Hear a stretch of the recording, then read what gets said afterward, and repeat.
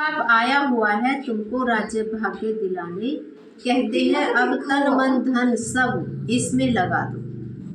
इसने अर्थात ब्रह्मा ने सब कुछ न्यौछावर कर दिया ना। इनको कहा जाता है महादानी। विनाशी धन का दान करते हैं तो अविनाशी धन का भी दान करना होता है।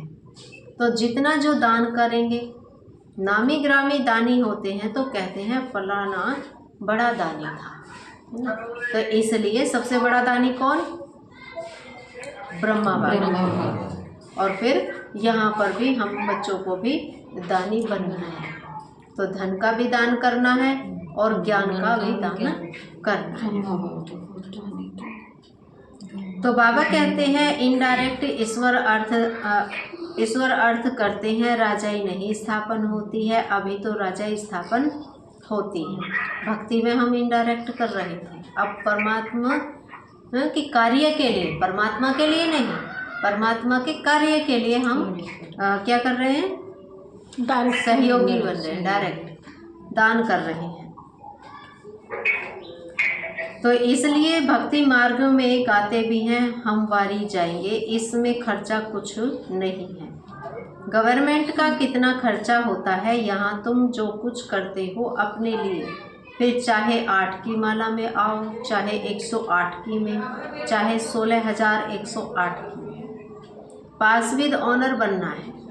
ऐसा योग कमाओ जो कर्मातीत अवस्था को पालो, फिर कोई सजा न खाओ।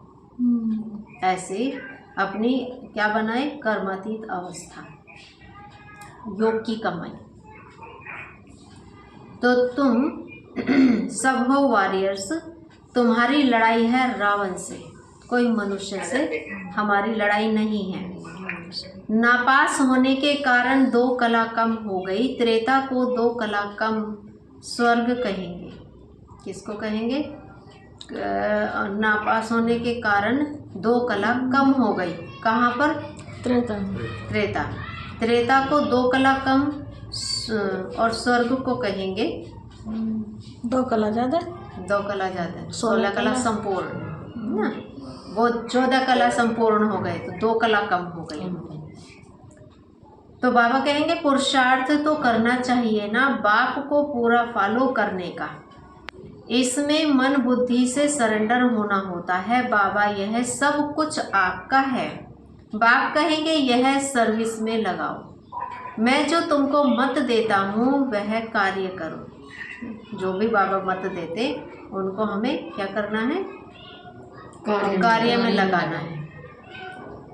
तो बाबा कहते हैं यूनिवर्सिटी खोलो, सेंटर खोलो, बहुतों का कल्याण हो जाएगा। सिर्फ यह मैसेज देना है, बाप को याद करो। कितना सहज है बाप का परिचय देना, सिर्फ इतना ही तो कहना है, भगवान को याद करो। क्योंकि दुनिया भगवान के नाम से ज़्यादा सुनती है और उनको भगवान का ही पता है। ये कहेंगे बाप को याद करो तो थोड़ा मुझे पहले भगवान का ही नाम लेकर के समझाएं और फिर बाप का परिचय कि भगवान को हम बाप किस तरीके से मानते हैं। जब नया कोई बैठा हुआ होता है ना, तो बाप के बदले भगवान कहते तो अंदर है ना श्रद्धा बढ़ जाती है। बाबा शब्द नहीं समझ, बाबा शब्द उसके समझ में नहीं आता, बाप शब्द समझ में नहीं आता। तो धीरे धीरे जैसे सुनते हैं तो समझ में आ जाता है। और ये गलती अच्छे अच्छे स्टूडेंट करते हैं, जब सुनाते हैं बाबा बाबा बाबा। स्टेज पे मैं कहती हूँ, स्टेज पे बाबा मत बोलो जब नए लोग बैठे हैं। मैं देखती हूँ तो फिर भी बाबा बोल देते हैं। बाबा आया हुआ है, बाबा सबको पावन बना रहे हैं। उनकी बुद्धि पता है कहाँ दौड़ती है? जो ये इतने सारे बाबाएं बने, हाँ, उन पर दौड़ जाती है। जो दुनिया में बाबा बने हुए हैं उन पर बुद्धि उनकी जाती है, और फिर उनके जो कर्म हैं उन पर भी जाती है बुद्धि, है ना। तो फिर इधर की साइड बुद्धि कम टिकती है, उन्हें जेल वेल सब याद आ जाओ उन्हें। तो इसलिए बाप के बदले भगवान कहते, भगवान में उनकी आस्था है।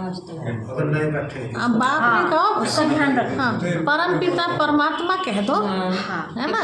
वो भी बाबा समझ में आता है, वो भी उन्हें जितने भी स्टेज पे बैठे थे उनका सबने बाबा का, हाँ, आपको छोड़कर। हाँ। तो मेरे नयों के सामने भगवान कह करके बात तो करते बाप का हैं। परिचय दिवा दो दीदी। नहीं, यहाँ की बात नहीं चल रही है, वहाँ की बात चल रही स्टेज की, गदनपुरा की बात तो चल बाबा ने कहा है बहुतों का कल्याण हो जाएगा अगर सेंटर्स खोलेंगे, बाप का मैसेज देंगे, है ना। तो बाबा कहते हैं बाप को याद करो और बरसा लो। मैसेंजर पैगंबर मैसेंजर पैगंबर तुम बच्चों को कहा जाता है।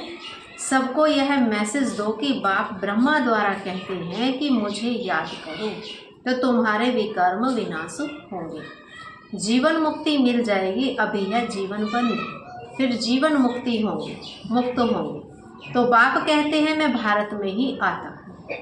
यह ड्रामा अनादि बना हुआ है, कब बना कब पूरा होगा यह प्रश्न नहीं उठ सकता। यह तो ड्रामा अनादि चलता ही रहता है। तो आत्मा कितनी छोटी बिंदी है, उसमें यह अविनाशी पार्ट नुधा हुआ है। कितनी गुह्य बातें हैं। स्टार मिसल छोटी बिंदी है, माताएं भी यहाँ मस्तक पर बिंदी देती हैं। अभी तुम बच्चे पुरुषार्थ से अपने आप को राज तिलक दे रहे हो।